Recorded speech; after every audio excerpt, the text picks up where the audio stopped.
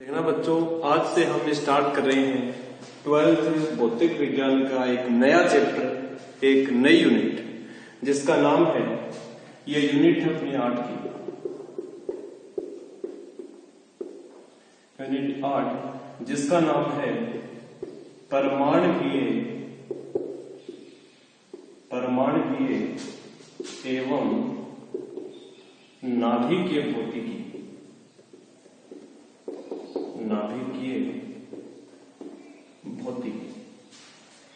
ये देखना, आपके बोर्ड में ये यूनिट आती है 6 नंबर की। ये यूनिट है अपनी 6 नंबर। इसमें एक क्वेश्चन आता है 3 नंबर का, एक क्वेश्चन आता है 2 नंबर का, एक क्वेश्चन आता है 1 नंबर का, यानी कि टोटल होगी अपने ये 6 नंबर। और जो 2 नंबर का क्वेश्चन आता है, ये आता है आपके पास में न्यूमेरिकल आता है, आंकिक प्रश्न आता है।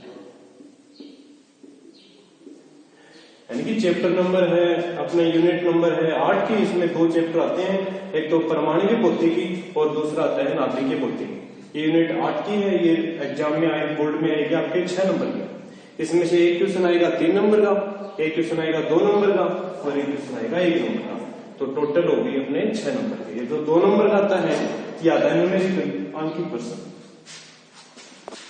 का एक पैटर्न हो गया है जो एग्जाम में पूछते हैं, क्या क्या है वो चीजें होंगी।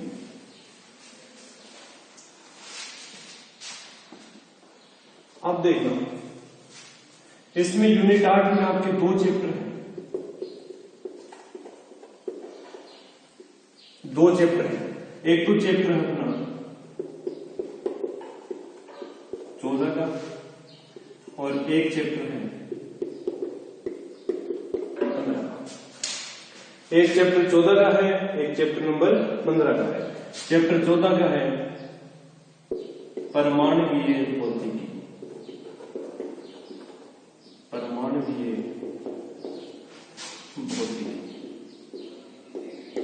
और जो अपना चैप्टर 15 है वो है नाभिकीय भौतिकी। ठीक है, यूनिट नंबर अपने 8 की है। इसमें 2 चैप्टर हैं, एक चैप्टर नंबर 14 का जिसका नाम है परमाणु भौतिकी और एक चैप्टर नंबर 15 का है जिसका नाम है नाभिकीय भौतिकी। और एग्जाम में मैंने आपको बता दिया है, ये 6 नंबर की आती है। एक क्वेश्चन 3 नंबर का आएगा इसमें, एक क्वेश्चन 2 नंबर का आएगा और एक क्वेश्चन 1 नंबर का आएगा। और आज से हम जो स्टार्ट कर रहे हैं वो अपना चैप्टर नंबर 14 का है जिसका नाम है परमाणु भौतिकी। तो आप कॉपी पेन निकाल लेना और नोट्स बनाने स्टार्ट कर लेना।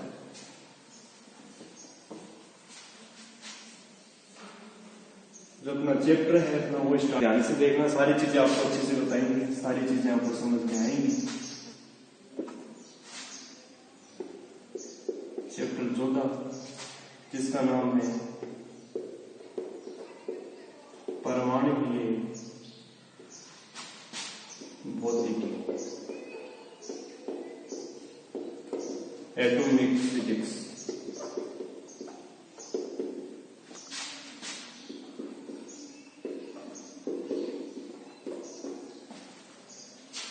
जिसका नाम है अपना एटॉमिक फिजिक्स, यानी कि परमाणुकीय भौतिकी। तो देखना, ये स्टार्ट करते हैं अभी, और ये स्टार्ट होती है, देखना ये स्टार्ट होता है। सबसे पहले आपको पता होना चाहिए कि पदार्थ क्या होता है, यानी कि द्रव्य क्या होता है। द्रव्य देखना बच्चों, 2 चीजें होती हैं। एक तो होता है द्रव, यानी कि लिक्विड, और एक होता है द्रव्य, यानी कि मेटल, पदार्थ।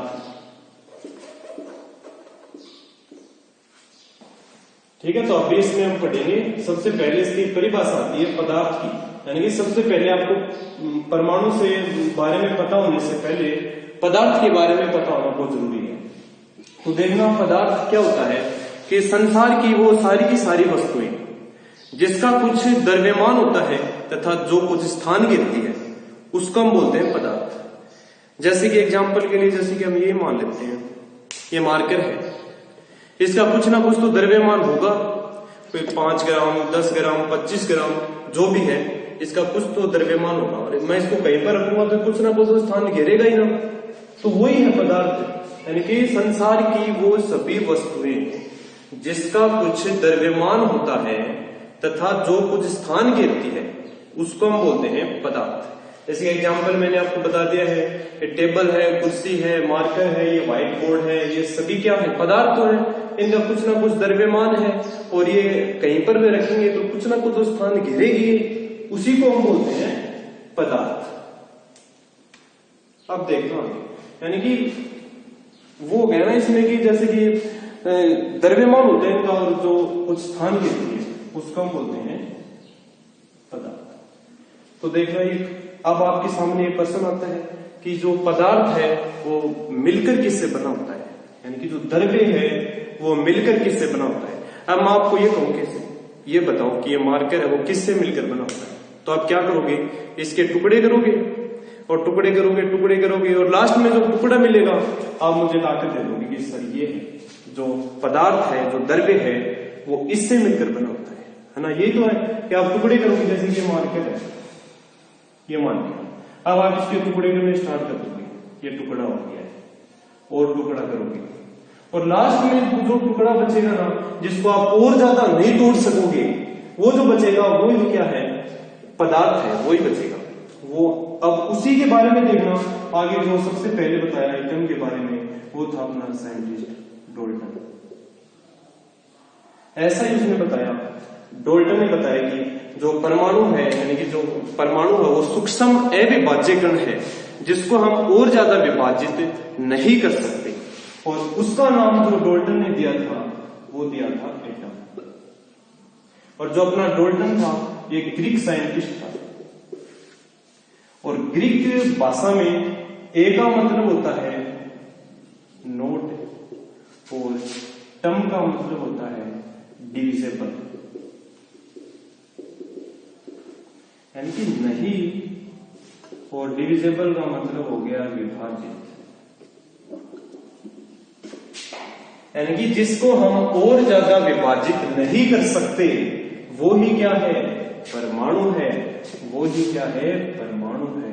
इसको हम आम भाषा में बोल देते हैं परमाणु, और ग्रीक भाषा में ए का मतलब होता है नोट, और टम का मतलब होता है डिविजिबल, यानी कि जिसको हम और ज्यादा विभाजित नहीं कर सकते उसको हम बोलते हैं एटम। जो इसने बताया था, डाल्टन ने बताया था, यानी कि जो परमाणु है, जो परमाणु है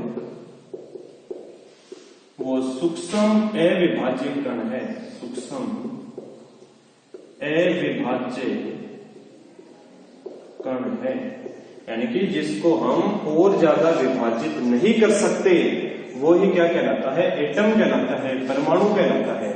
और जो एटम है ये ग्रीक भाषा का शब्द है, और ग्रीक भाषा में ए का मतलब होता है नोट, और टम का मतलब होता है डिविजिबल, यानी कि जिसको हम और ज्यादा विभाजित नहीं कर सकते उसको हम बोलते हैं परमाणु, उसको बोलते हैं एटम। अब देखना, यहां तक तो चलो हो गया था कि जो डोल्टन ने बता दिया था कि परमाणु है उसको और ज्यादा विभाजित हम नहीं कर सकते। लेकिन इसके बाद में ना, और ये जो बात डोल्टन ने बताई थी ये 1803 में बताई थी, 1803 में दिया था ये डोल्टन का जो परमाणु मॉडल है, ये 1803 में आया था। तो डोल्टन ने बताया था कि परमाणु है वो अविभाज्य कण है जिसको हम और ज्यादा विभाजित नहीं कर सकते हैं, और ये ग्रीक साइंटिस्ट था, और ग्रीक भाषा में ए का मतलब होता है नोट, और टम का मतलब होता है डिविजिबल, यानी कि जिसको हम और ज्यादा विभाजित नहीं कर सकते हैं उसको हम बोलते हैं परमाणु। यहां तक तो पता चल गया था कि चलो परमाणु है वो सूक्ष्म अविभाज्य कण है जिसको हम और ज्यादा तोड़ नहीं सकते। लेकिन डोल्टन के बाद में 3 वैज्ञानिक और आए जिसने कहा कि नहीं, हम परमाणु को भी तोड़ सकते हैं। डोल्टन के जाने के बाद में 3 वैज्ञानिक और आए, उन्होंने कहा कि परमाणु को और भी तोड़ा जा सकता है, और किन किन में तोड़ा जा सकता है वो देखना आगे बताया इस प्रकार से है।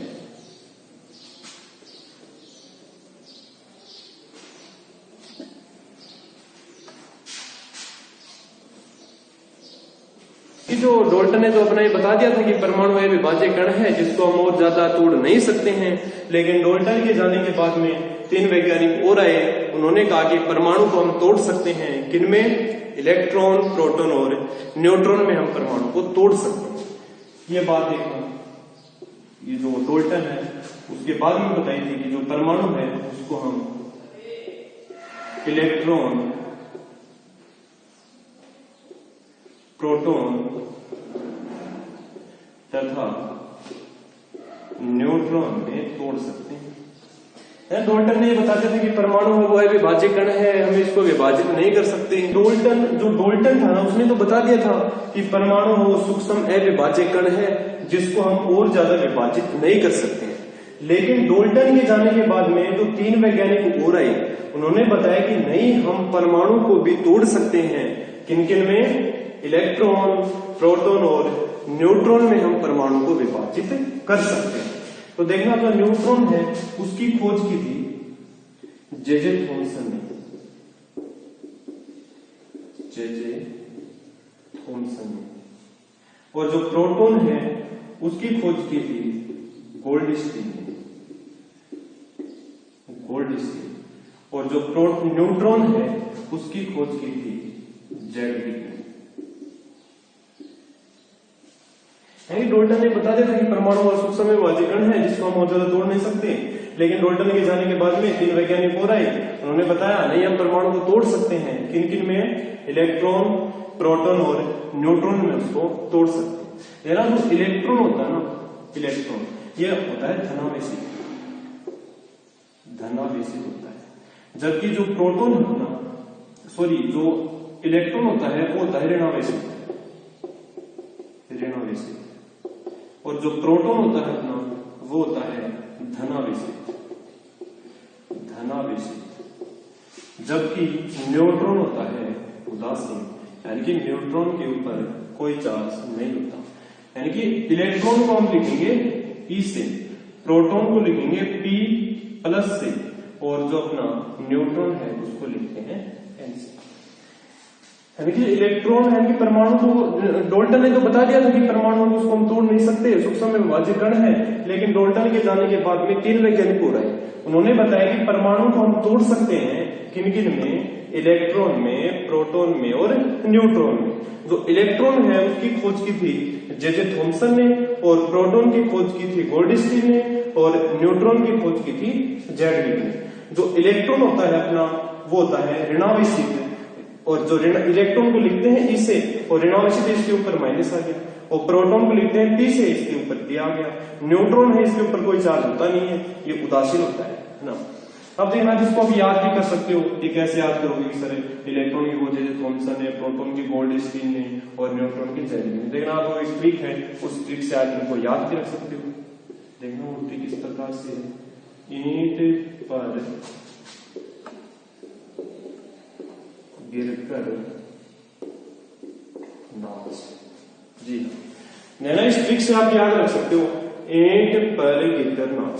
लेना, ईंट पर गिरकर नाच, यानी कि इलेक्ट्रॉन की खोज थॉमसन, प्रोटॉन की खोज गोल्डस्टीन, न्यूट्रॉन की खोज जेडविक ना। इस ट्रिक से आप इनको याद भी रख सकते हो कि जो इलेक्ट्रॉन की खोज है, यानी कि इलेक्ट्रॉन की खोज थॉमसन, प्रोटॉन की खोज गोल्डस्टीन और न्यूट्रॉन की खोज जेडविक।